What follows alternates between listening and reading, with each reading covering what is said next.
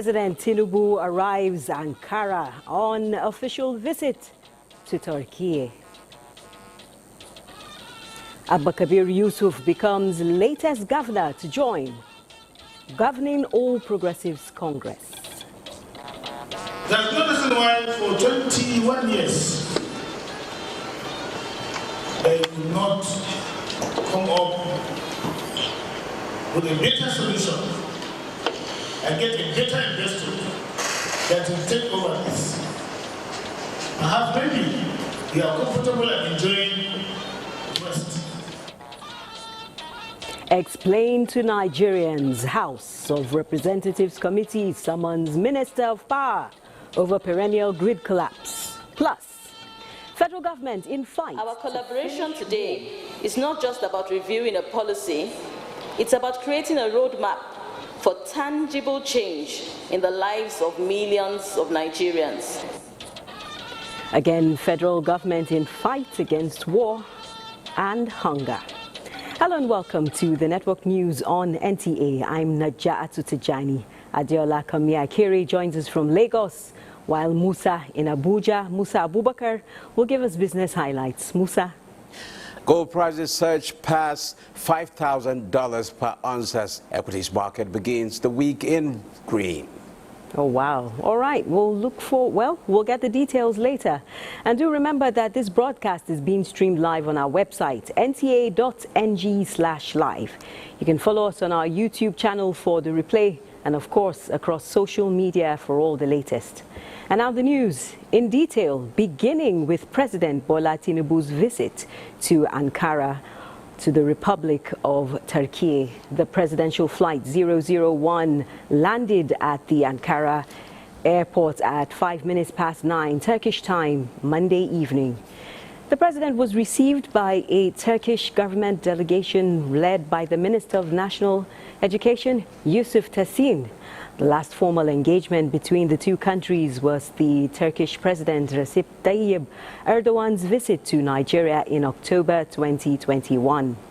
The presidential advisor on information and strategy, Bayo Ononuga, says the visit to the Middle Eastern country is aimed at strengthening the existing cordial relations between the two countries and exploring further areas of cooperation in security, education, social development, innovation, and aviation. During President Tinubu's visit, both countries are slated to engage in strategic political and diplomatic discussions on shared values in finance, communication, trade, and investment. The agenda will include meetings between high-ranking officials of both nations and the signing of memoranda of understanding in scientific research, energy, technical cooperation, media and communications, military cooperation and protocol, among others. A business forum will bring together investors from both countries to explore areas of interest during the visit. Fresh from a successful outing at the World Economic Forum in Davos, Switzerland, Vice President Kashim Shettima has briefed President Bola Tinubu on key engagements, gains recorded, and the next steps for Nigeria's economic reforms. The briefing comes came moments before the president departed for a state visit to Turkey. The inauguration of Nigeria House, Nigeria's first ever sovereign pavilion on the Davos Promenade, marked a turning point at the forum. It is designed as a permanent investment hub, showcasing opportunities in solid minerals, agriculture, and digital economy. At a high-level session titled "When Food Becomes Security," the Vice President also outlined Nigeria's new national food security framework, describing agriculture as a strategic pillar of national security and macroeconomic stability. Vice President Kashim Shettima is to launch a fresh learning fund and empowerment platform targeted at unlocking the potential of Nigerian women, children and youth. The initiative is convened by the Office of the Vice President in collaboration with Sterling One Foundation, the United Nations System and other Africa Social Impact partners. And it will form part of the outcomes of the Africa Social Impact Summit 2026 high-level policy engagement themed Scaling Action, Driving Inclusive Growth Through Policy and Innovation. It will also bring together more than 200 senior leaders from government, private enterprise, development institutions, civil society and the diplomatic community. The event is billed to hold Wednesday, January 28, 2026 at the State House Conference Center, Abuja. Now, Abba Atiku Abubakar, son of former Vice President Atiku Abubakar, says his decision to join the All Progressives Congress APC is born out of conviction of the development drive of President Bola Ahmed Tinubu. This was while receiving his APC card in Yola North local government area of Adamawa State. Mary George reports. Abba Atiku Abubakar, who registers with the APC in Adamawa at the ongoing APC e-registration, says he will work with the party to ensure its victory at all levels. He called on the people to continue to support the Renew Hope agenda of President Bola Ahmed Tinubu because of its developmental drive. This journey that we're on, by the grace of God, we are going to go very far. One day we'll come again, very soon, and we'll come and continue the good works for the people of this area. The state chairman, Idris Webu, says Abba Atiku Abubakar will enjoy all the rights and privileges of the party without any form of discrimination. Mr. Abba,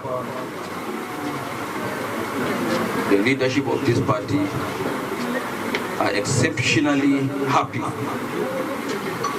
with receiving you into this party and will make use of the vast of experience you will bring on decks in progressing and advancing the cause of this party in Adamawa State and beyond. In Yola, Mary Adamu George, NTA News. Meanwhile, Kano State Governor Abba Kabir Yusuf says his decision to return to the All Progressives Congress is driven by his desire to align Kano State with the initiatives of President Bola Tinubu. This was after announcing his defection to the party and formally registering as a member at the Kano Government House. Abdullahi Mustafa, our Kano correspondent, was there.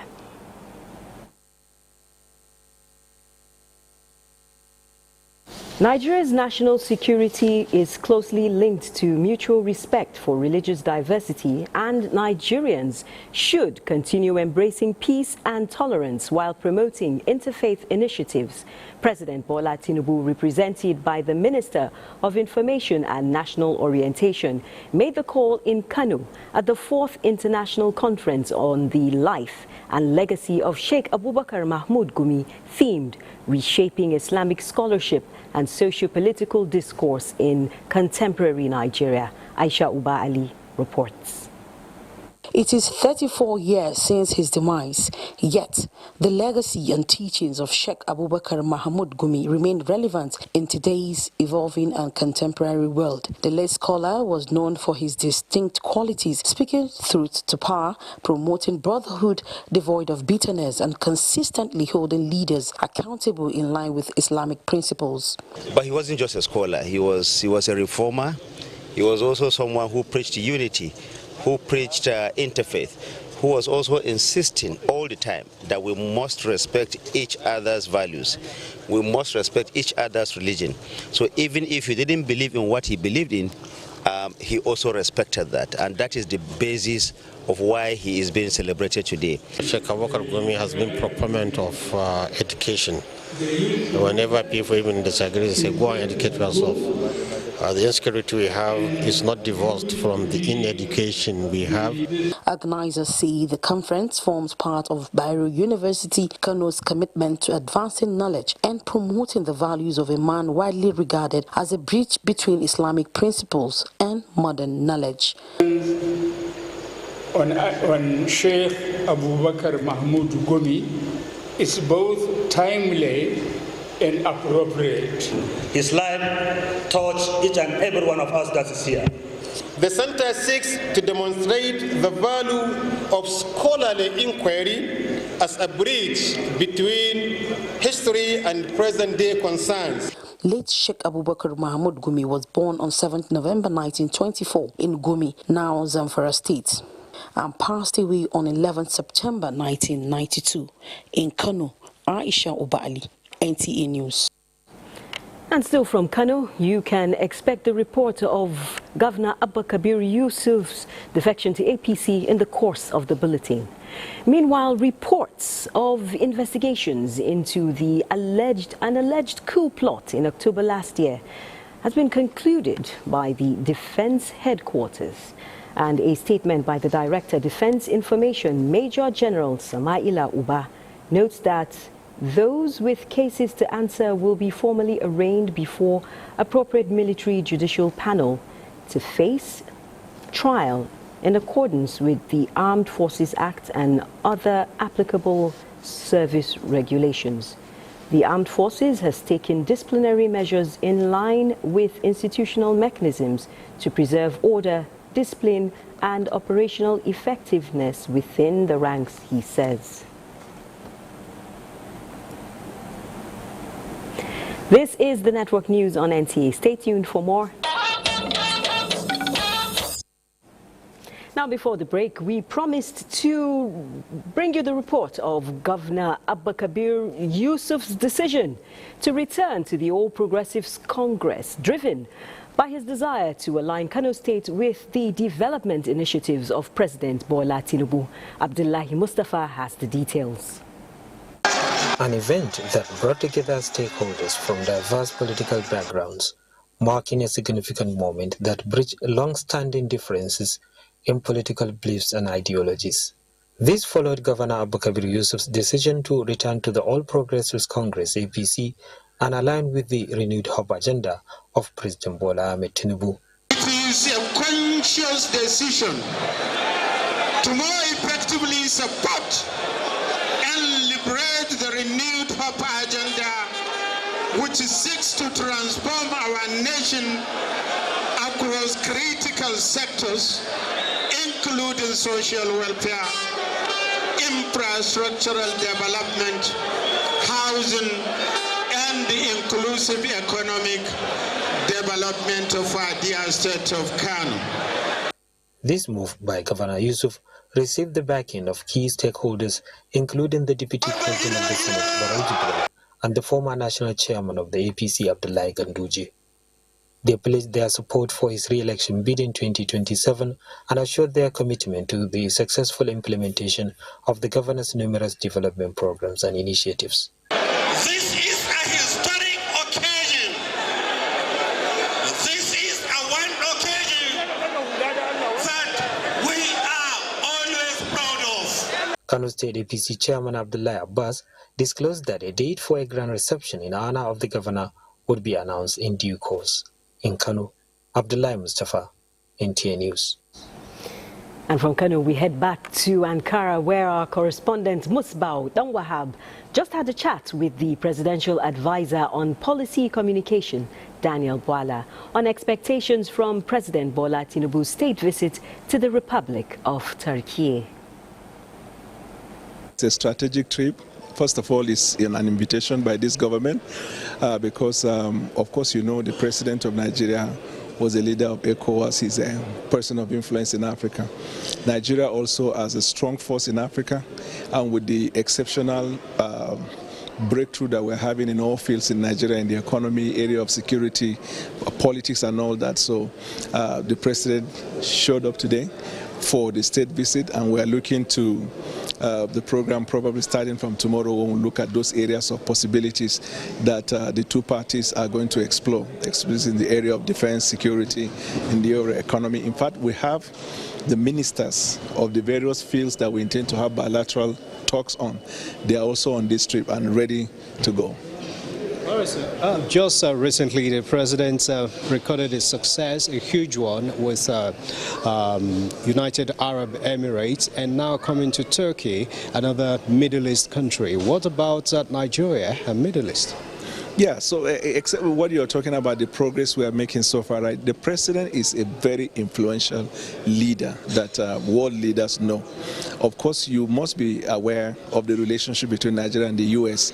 following the little problem we had before. That's because of the personality and the leadership that the president brings on board. So most of these leaders, especially we just, like you said, we finished with the United Arab Emirates and now with the government and the people of Turkey. Of course, you know, historically, they are good in the area of security. They also have the capacity to produce weapons that are key and critical to what we need. We also have areas where we've been of help to them. If you look at Turkey-Nigeria relationship over the years, you see investment by the Turkish people, Turkish government in Nigeria. You see also the value Nigerian people and the Nigerian government has over the years brought to the Republic of Turkey. And so this is a shared meeting for shared interests, and also a meeting that we're looking to, at the end of the day, we will give you information as to the deliverables of what will come out of it. But it is a meeting that the people of Turkey are expectant. You can see when the president came, the excitement around, you know, this place, the people, of course, showing excitement about the prospect of what to discuss tomorrow. So hopefully by tomorrow we'll give you more details about the specific fields and areas that we intend to explore with the bilateral talks. Thank you. And back home in Nigeria, Taraba State to be precise, First Lady Oluremi Tinubu has donated 3 mobile clinics to the National Youth Service Corps and Taraba State government as part of the Renewed Hope Initiative's commitment to expanding healthcare and promoting medical inclusion in rural and hard-to-reach communities in the country. 2 different occasions, 2 different timelines, but both with one pledge: to donate 2 mobile clinics to the National Youth Service Corps and another one to Taraba State government, all geared towards expanding access and driving medical inclusion. To the delight of all, the promise is kept with the health and well-being of dwellers of rural and hard-to-reach communities in sight. Our mobile clinic/hospital to the use of humanity. Handing over the mobile clinics tagged Love on Wheels to Taraba State Governor and Director General of NYSC, the First Lady Oluremi Tinubu says the intervention aims to provide strategic boost to various community health outreaches in rural communities. Love on Wheels represents care in action, in motion, to strengthening healthcare delivery beyond hospital walls, improve access, shorten response time, and support flexible and reliable health services, especially in emergencies and underserved areas through professional healthcare givers. It is my prayer that our efforts through RHI Love on Wheels project will be used responsibly and effectively to help save lives, respond to emergencies, and bring relief to families and communities. I use this opportunity to recommend this initiative to our subnational governments.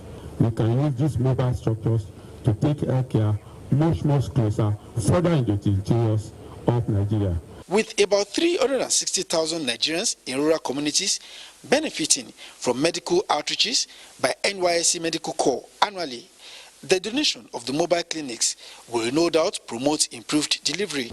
We take your gesture not as a donation, but as a strategy and a challenge to do more. With the delivery of these 2 state-of-the-art Love on Wheels mobile clinic to the scheme, we will be able to go further, care better, and extend the reach of government to more deserving Nigerians who otherwise would not have had the benefit of quality Medicare. Taraba State government is committed to ensuring that this mobile hospital is deployed with responsibility, transparency, and efficiency. We provide the necessary support for staffing, security, maintenance, and total coordination so that the impact will be sustained and the standard preserved. With the donation, Nigeria's First Lady has again demonstrated our commitment to sustained and critical investment in the health sector. In Abuja, Adeni Itaiwo, NTA News. And again, the First Lady Oluremi Tinubu says her desire to work hard for the betterment of ordinary Nigerians remains strong. This was during a visit by the management of leadership newspapers to present the First Lady with formal notification of her recognition as the publication's 2025 Person of the Year award. State House correspondent Adeni Taiwo again reports. February 12, 2026, at the Bola Tinubu Conference Center, Abuja, will witness another crowning moment for Nigeria's First Lady, Oluremi Tinubu. There, she will be recognized as Leadership Person of the Year 2025 by one of Nigeria's foremost titles, leadership newspapers. Chairman of the dailies, Zainab Inda Isaiah, who led a 5-man management team to formally present her with a notification of the award, says the decision to honor the First Lady is in recognition of how she has redefined her office and made it a force for true leadership. It was a unanimous decision to confer you with the award of Person of the Year Nigeria 2025. And we did this with all humility, with all sense of responsibility to the legacy of our founding chairman, my husband, the late Sam Inda Isaiah, who started this great endeavor. I would also like to add that you have also made passion a virtue that is not only expressed on platforms like maybe a church or shrines or temples or places of worship. That passion is found in the heart and can be expressed through the stewardship of your very exalted office. Usually, I don't do awards as such because I believe I'm still working. She is not one given to receiving an award while in office, working hard to improve the lives of ordinary Nigerians. But for this one, she stepped away from her natural disposition against awards in recognition of the principles and integrity espoused by the late publisher of the newspaper.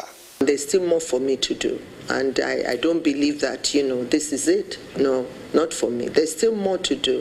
There's still more good we can do for society, and I think that's what every one of us should be called to do, not position, but it's what are we doing for the common man who, that we have been ordained to assist. If you are strong, you have to strengthen the weak and make sure that when they are strong, they can also help you. Alongside the First Lady, other notable Nigerians will also be recognized, with Deputy Secretary General of the United Nations, Amina Mohammed, expected to deliver the keynote address at the award ceremony in the State House. Adeni Itaiwo, NTA News. The federal government has moved to finalize a comprehensive policy aimed at combating hunger and malnutrition across the country over the next decade. This follows a national validation meeting on the National Policy on Food and Nutrition. Neka Oko reports. The policy covers 2026 to 2035, a decade during which government hopes to reverse trends that have left millions of Nigerian children physically and mentally scarred by hunger and poor nutrition. Developed through a rigorous review process led by the Federal Ministry of Budget and Economic Planning, the policy brings together stakeholders from relevant sectors to deliver what officials describe as transformative and sustainable results. Our collaboration today is not just about reviewing a policy, it's about creating a roadmap for tangible change in the lives of millions of Nigerians. And our duty as custodians of children's rights is to ensure that this policy is robust. Building on the existing policy framework, which covered 2016 to 2025, recent assessments reveal only partial progress on key targets. This time, stakeholders insist implementation will be different. Three critical areas that we're focusing on is to look at the governance structure to be sure that it applies and particularly it trickles down to the grassroots. I think Nigeria is number 2 in the world in malnutrition. That makes it very necessary for us to collaborate and put hands together. Whether the revised policy will succeed where others have fallen short remains to be seen. But officials point to the extensive stakeholder consultation and validation process as evidence of genuine commitment to turning Nigeria's food security and nutrition challenges around. In Abuja, Neka Uku, NTA News.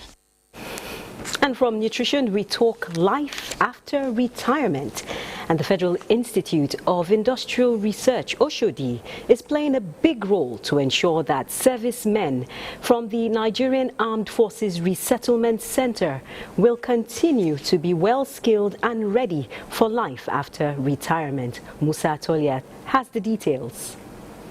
The familiarization visit by the Commandant, Nigerian Armed Forces Resettlement Center, Air Vice Marshal Nnemeka Ignatius Ilo, to the Federal Institute of Industrial Research underscores the long-standing relationship between both federal government establishments located in Oshodi. That we see a strong alignment between the mandate of NAFI and FIRO. While NAFI equips personnel with discipline, skills, and entrepreneurship capacity, FIRO, on the other hand, provides the industrial technologies, research outputs, and innovation support required to translate those skills into viable and sustainable enterprises. Air Vice Marshal Ilo emphasized that he is willing to tap into FIRO's research capabilities to enhance vocational, entrepreneurial, and resettlement training for retiring armed forces personnel. From time to time, we call it and I assure you that from our own end, any assistance. There was enough room to accommodate concerns of the FIRO family on the proximity of a thoroughfare controlled by personnel of the Armed Forces Resettlement Center. Tell us whatever we can do for identification, give us your condition, I will make sure my staff respects that. I know there must be a problem for you people of that side. Once I finish that audit and do security, I will open the doors. FIRO was established in 1956 under the Federal Ministry of Science and Technology with the aim of accelerating industrialization through research, development, and local technology fabrication. In Lagos, Musa Toliat, NTA News. And I will join Adiola, who is standing by in Lagos to bring us more reports. Adiola. Timely, safe and effective delivery of logistics support in joint military operations is a major component in ensuring victory. To this end, training remains crucial to build ardent officers who will apply strategies and tactics learned to achieve successful logistical operations. Lynn Lenake, who was at the inauguration of Logistics Staff Course 23 of 2026 of the Nigerian Army College of Logistics and Management in Lagos, reports.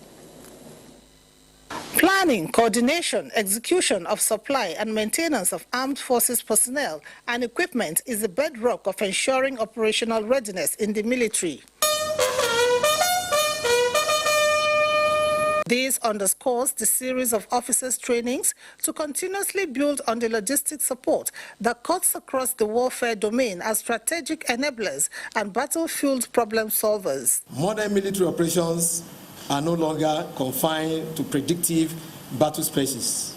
They span diverse theaters, which are characterized by asymmetric threats, fragile governance structures, and humanitarian crises. In such situations, logistics is not merely a technical function, but a strategic capability that sustains combat powers. The Commandant, Nigerian Army College of Logistics and Management, Major General Adewale Adetoba, reveals that the lecture is to ensure participating students understand logistics support in joint military operations, thereby promoting professional efficiency in different military service operations across the country. Ethical leadership ensures that decisions about scarce resources entails upholding fairness, accountability, and compliance with international norms, even under extreme pressure. This is particularly vital in joint and multinational operations. 18 majors and captains of the Nigerian Armed Forces will undergo the one-year rigorous training to become effective logisticians. In Lagos, Lynn Lenake, NTA News. Rising cases of addiction, social disorder, and youth delinquency linked to the widespread availability of sachet alcohol have prompted some protesters to support the federal government's ban on sachet alcoholic drinks. They maintain that the policy is a necessary step to protect public health and curb alcohol abuse. Awal Yusuf Jibo reports. The messages on the placards of these protesters are clear. They want sachet alcoholic drinks gone. The protesters who gathered at the NAFDAC office in Isolo, Lagos, say they are backing the federal government's ban on sachet alcoholic drinks, describing the policy as a necessary step towards protecting public health and curbing alcohol abuse. I went to hospital and I had the medical report to tell me alcohol destroys man in desert. It affects my liver down to my kidney as well. But now I am a campaigner for the crusade of stopping alcohol. Reacting, the Director General of NAFDAC, Professor Mujishola Adeyeye, says the agency remains resolute in enforcing the ban, stressing that the decision is rooted in public health concerns. Sachet alcohol has concentration up to like 43% alcohol. Sachet alcohol. It is not the volume that you drink. It is the concentration of what you drink. As the group throws its weight behind the policy, traders and distributors elsewhere continue to call for a reversal of the ban. Meanwhile, reports by the World Health Organization via World Life Expectancy shows that in 2020, alcohol was responsible for around 1,031 deaths in Nigeria, ranking the country 106th globally for alcohol-related mortality. Research from the University of Ibadan indicates that the accessibility and affordability of sachet liquor have significantly facilitated alcohol consumption among Nigerian adolescents. In Lagos, Awal Yusuf Jibo, NTA News.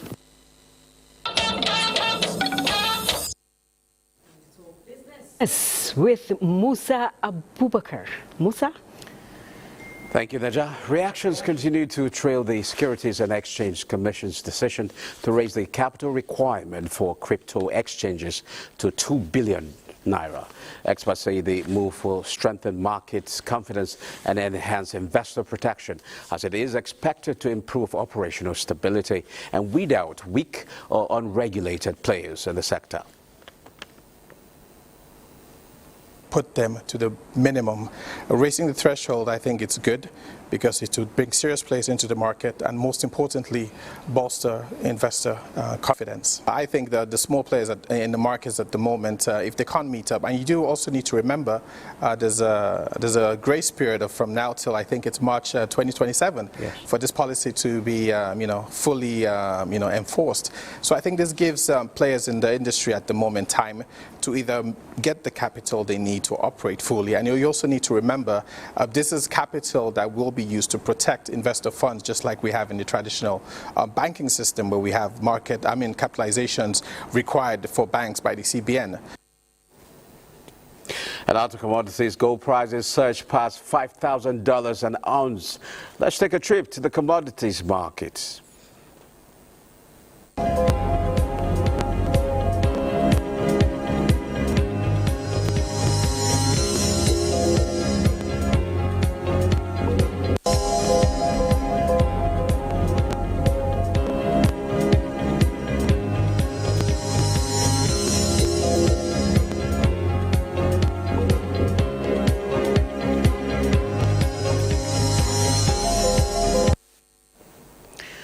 The Nigerian stock market closed marginally positive, ending the trading session on a positive zero.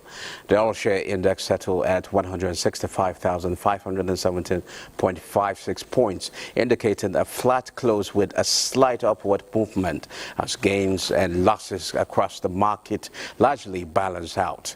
Despite the near-flat performance, market capitalization stood at 105.96 trillion naira, reflecting stability in investor positioning. Overall, the session closed steady as investors maintained cautious optimism while awaiting fresh market triggers.